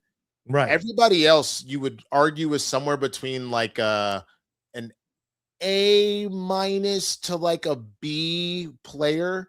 Right. But McDonald gets them to play at an A+ level. So for some reason, somebody's like, I'm retiring, or I'm gonna go get money, or I'm gonna whatever. You were able to do this with a bunch of guys that aren't like the top of the tip top in the league as far as athleticism or talent. They just play so well as a unit. The scheming is really well done. You got them believing in themselves and backing each other up and everything else. Because again, if you asked me, if you were starting a franchise today, are you picking Sam Darnold as like your quarterback? You could pick anybody. No, of course not. Right. I would take Mahomes or Allen or Lamar, or there's a number of dudes I would pick before him.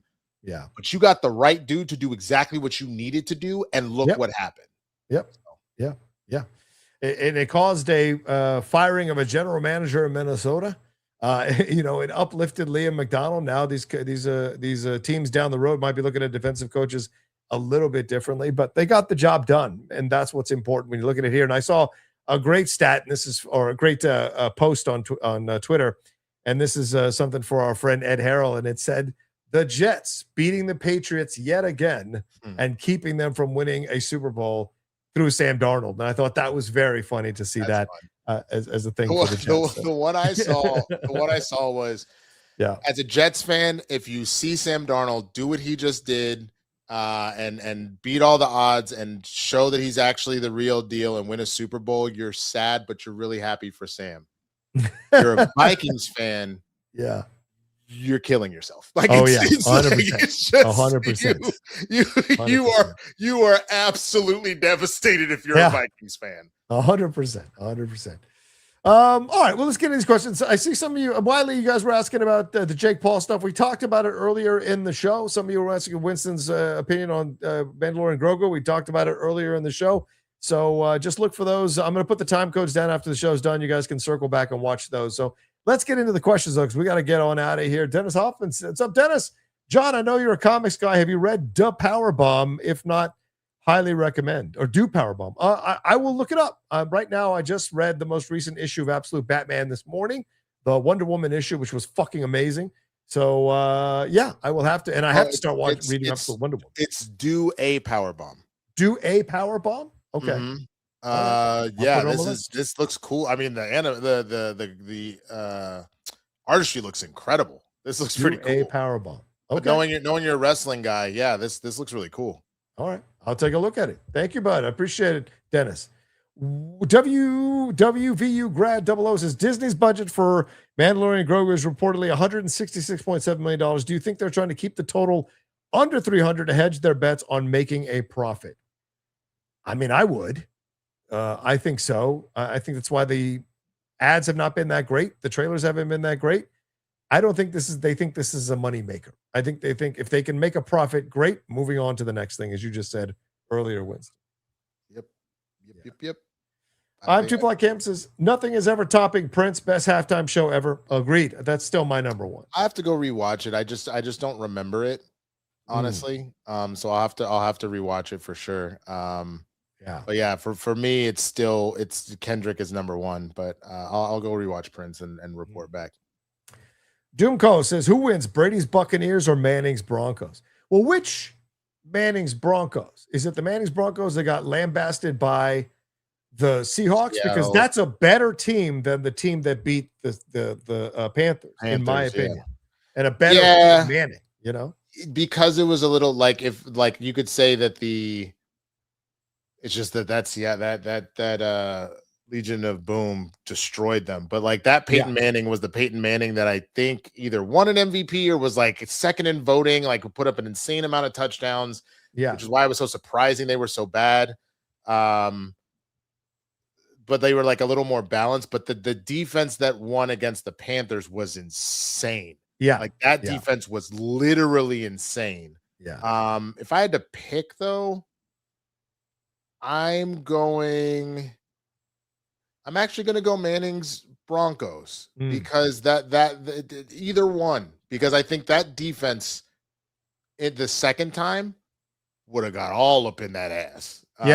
But I think if you went with the older version that lost to the Legion of Boom, Peyton Manning was at the peak of his powers. So I honestly think that he could have been able to pull it off. But let's not scoff at it. I mean, Brady went down first year, won a damn Super Bowl. So.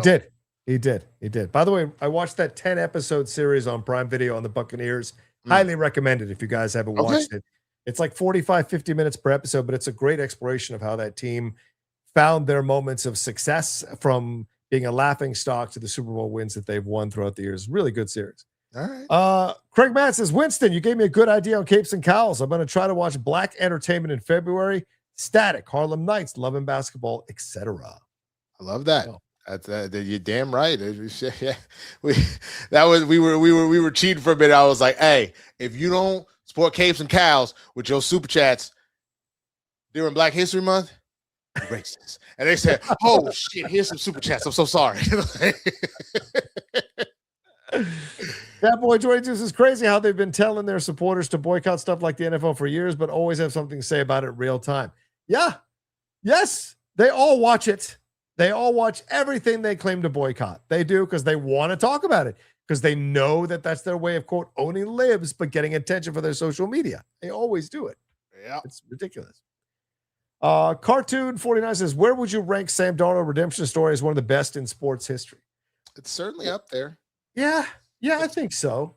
It's certainly up there. I have to think about it for a little bit. Because like there's different types of redemption stories. If you're specifically talking about like bottoming out as far as like being bad, I'll put him at least in the top 10. But again, I would need to think about it.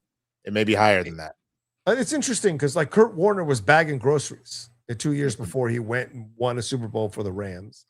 You could argue that's a really great story. Don't watch that movie. That was not good, but the story itself was pretty good. I think the redemption story would have been even stronger if Sam had balled out in this game, if he'd been able to ball out in this game. Look, that defense didn't let him, but if he had been able to, I think he'd have really had an incredible story. But in the end, it went the way it went. And who knows if next year or 2 years from now, he's winning another Super Bowl where he does ball out. That makes that story even more powerful than it became a consistent thing from him being inconsistent. I would argue if he hadn't had 2 13-win seasons and he hadn't had that NFC Championship game, that I'm on the same page with you. But I think those are the two things that do it. Is I think he's like 31-7 in the last 2 years, and he outdueled the MVP in the NFC title game, which in my opinion was more of a Super Bowl than the Super Bowl. I think the Rams were a better team than the Patriots, and I think that was more of a Super Bowl than the Super Bowl was. And the other MVP, the second ranked MVP there, Drake May in the Super Bowl. Yeah, he beat them both. He outdueled them both, but it's specifically you beat the guy that won it all, that won the MVP title. So ES1390 besides Taylor Swift, who else should do the halftime show next? I think a K-pop act would be great since that is huge audience the NFL can tap into. Yeah, I'm on the fence on that because I don't know that the K-pop thing is as big in the States as it is around the world. I know it's becoming big in the States. I know that it's really transferring over with the Demon Hunters and, of course, all the acts that have been touring, but I don't know yet. Like with Bad Bunny, that's like 250 million. That's a whole nother ball game, but maybe. I don't know. Maybe. I was on the fence about it early. I didn't think it was a good idea earlier, but I'm kind of on the fence now. Go ahead. Yeah. I honestly don't know who else could do the halftime show next. It's a good question. I think Sabrina probably. Sabrina Carpenter is probably the choice. Too young. You think she's too young? She doesn't have enough. She doesn't have enough of a catalog to do that yet. Like you got to think about it. anybody that's done the halftime show has legacy status at that point. What is her legacy? She's done 1.5. Her second album just dropped. Right, And so right. like to that, you know what I'm saying? Like, Yeah. Adele potentially if she wanted to do it, but I think she's like pseudo retired because of the node surgery and all that kind of stuff. You already teased her. You could have Gaga do it. Which has Gaga already done it? I don't think she's done it. I don't know. I don't think she has done it. Yeah, good point. Gaga could do it. You could to quell all of the yeah. You could go with an old school rock band if you wanted to, one way or the other. But you have to be in legacy status, and she's not there yet. So I think if you wanted to go a current pop girly that wasn't Taylor, you could consider Ariana. Ariana's been around the block long enough and had enough hits to do that. Ariana Grande is a possibility. Yeah, that did do it. She did it a few years ago. Okay, I just forgot. Okay. Yeah, but I'm pretty sure Taylor said she wouldn't do it anyway. Like I think. Yeah, no, it just doesn't make sense for her right now. Yeah. Let's see. So what are the 4 artists who should perform the Super Bowl halftime show after Bad Bunny's banger? This is according to Sports Illustrated. They say Dua Lipa. Dua Lipa potentially. I gotta remember how long she's been in the game because I also feel like she hasn't been around long enough to do that. No, but maybe I'm kind of wrong. new, kind of still new. Paramore, I don't think that would work at all. Black people love some goddamn Haley Williams. Okay, I respect Haley Williams. I don't know why. I think Haley's very outspoken. I respect that. I do love me. No, she's the best, man. She's dope. Taylor Swift, of course, and then Miley Cyrus. I don't know. Oh, that's actually not a bad choice. Yeah. I think Miley would be pretty good. I think she has universal appeal. You're gonna probably get some eye rolls if she dips back into her hip hop phase during all of that, one way or the other. But she's been at the top of the food chain. She's been around for forever. She's got banger on banger on banger on banger. I think Miley is definitely a top option for sure. You could also go. Yeah. What? I feel like Jay-Z for once and for all. I feel like Jay-Z. He's the one that is in charge of this. He should come down from the offices and do it himself. You could do it. I think it. You could also do. Oh my God, I just forgot. You know what? Actually, be really interesting. You can convince. If you want to get like, it would be old, but since they're both sort of pseudo touring, convince NSYNC and Backstreet Boys to do like a dual, like revival show. You would turn every millennial mom into a puddle. Yeah, I guess you're right. Yeah. Some people say Harry Styles. I don't think he's there. That's actually a good one because you like that one. Okay. You could bring back One Direction and have and have the I believe one of them unfortunately passed away not too long ago. That's right, Zayn Malik. Yes. But Zayn passed away. Was it Zayn? Wasn't it? Wait, who was the one that I thought it was? Zayn who jumped. Thought his ass. I was just in Vegas. I swore. Okay, never mind then. It was the gentleman. I think he died in Brazil or somewhere. I forget who it was. It was Liam. Sorry, Liam. Yeah, no, Zayn was just in Vegas because I was like, bro, I saw lines upon lines for Zayn. Yeah, don't listen to me about pop bands. I don't know shit about. I feel you. But I think you could do Harry, which allows him to bring out the rest of One Direction at one point and do a tribute to Liam and all that kind of stuff. And I honestly, the only thing that'd be funny about it is that if I'm not mistaken, aren't they all British? So it wouldn't be very American. That would be the only thing. I don't know. It wouldn't be very American. They've done British stuff. I mean, we came from Britain, so I don't. Well, I mean, the country did, so I don't. I know, but if they do that, I need to see the same complaints. If I don't see the same complaints about like that's not American, then you have proven once again this is always racism.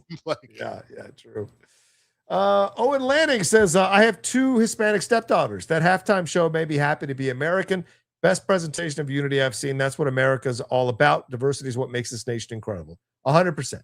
100%. Oh, I'm glad that. And you weren't the only one. I have a friend of mine who recently married her Cuban husband, and they have a child, and the child was loving the halftime show, and her as a mom was just so proud of that. She's white. He's a Cuban, and so she was so proud for her daughter to experience that. So, yeah. Doug Developer, Darnold, more Dilfer or Brad Johnson? Neither. I think he's better than both, to be honest with you. Dilfer and Brad are journeyman quarterbacks. I don't think Darnold's a journeyman quarterback. I honestly think the only difference was Nick Foles did it in the Super Bowl, but I think it's closer to Nick Foles. Because if you think about it, Nick Foles had a good playoff run.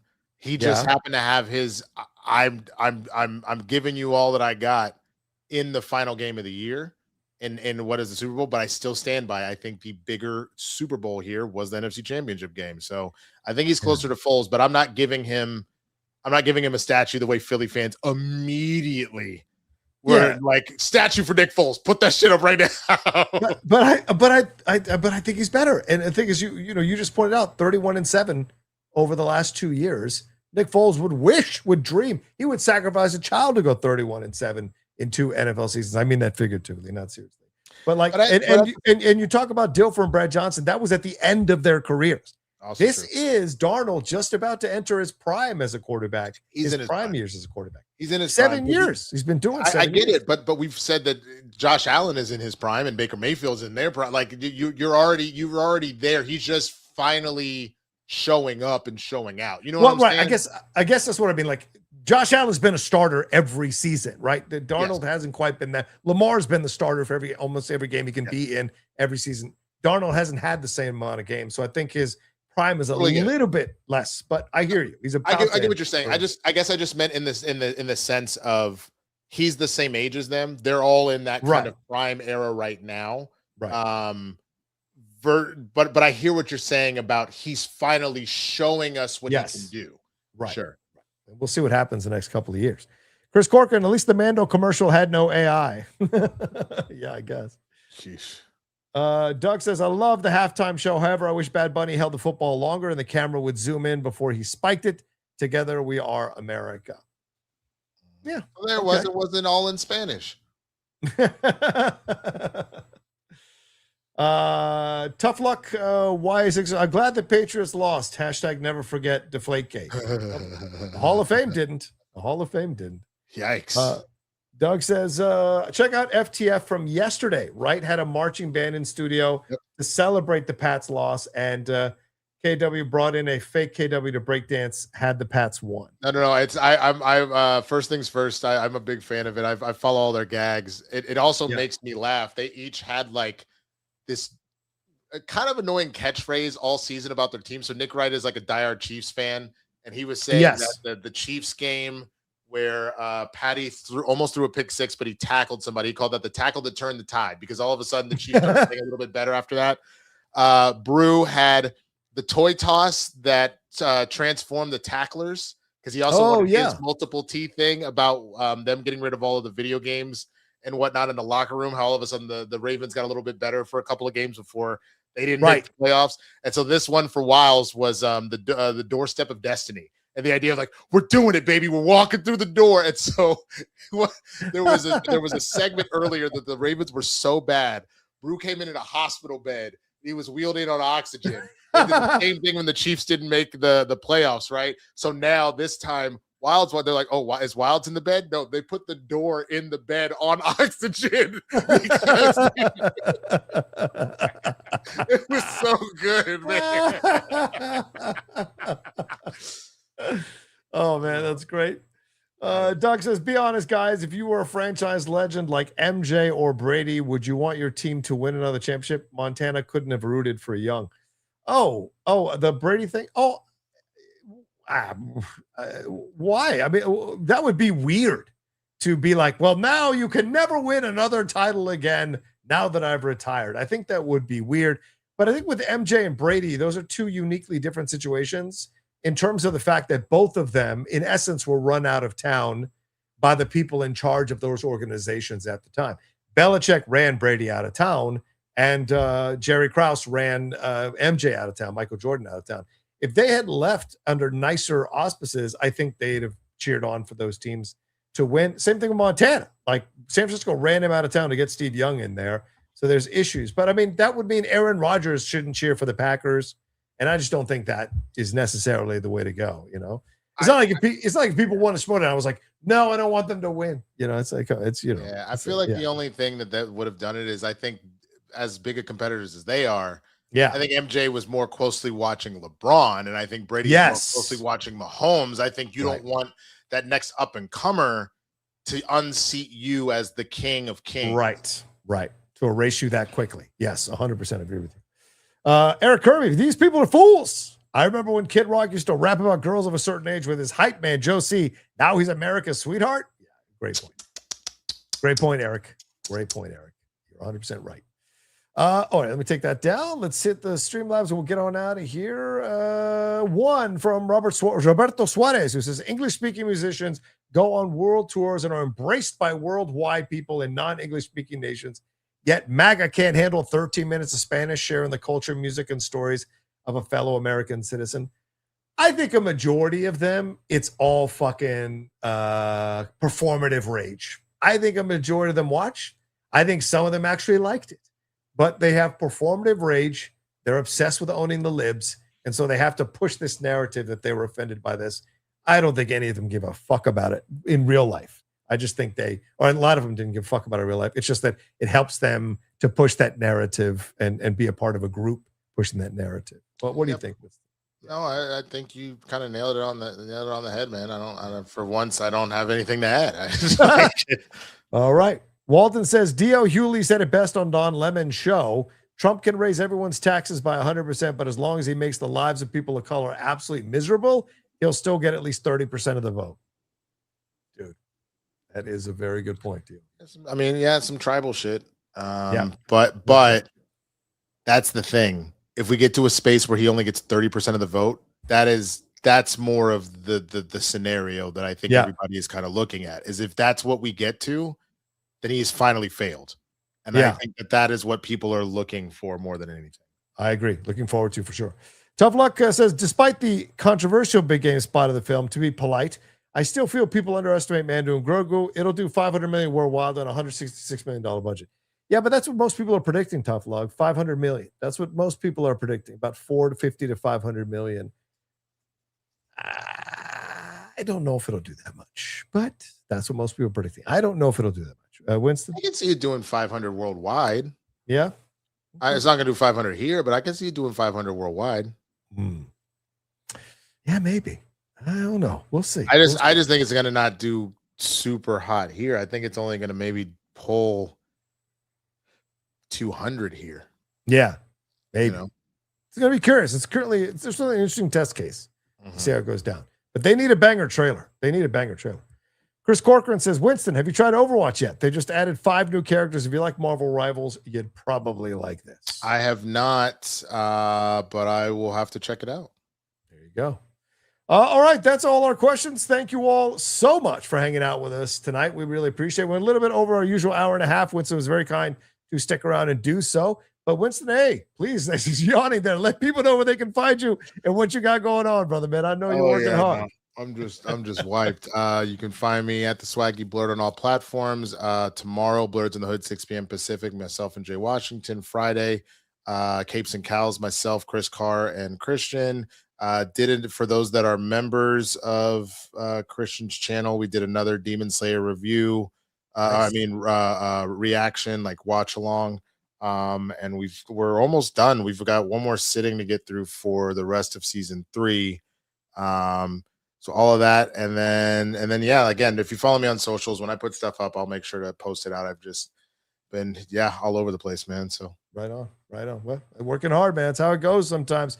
Much respect. Thank you, Winston. As for me, you can follow me at The Rocha Says. Please remember to subscribe to the channel down below. Hit that bell button. Leave your comments about everything we talked about. Keep it as respectful as possible. We'd appreciate that. I will delete your stuff if you're toxic or vile or mean. I will do that, but please try to keep it respectful. Have fun conversations down there in the chat as well. If you want to send in some support, there's always that thanks button you can hit and send in a certain dollar amount to support what we do here on the channel. We would appreciate it. All right. We love you madly. Take care of yourselves. Be well. And we'll talk to you next time with another brand new episode of Spill the Tequila. Peace.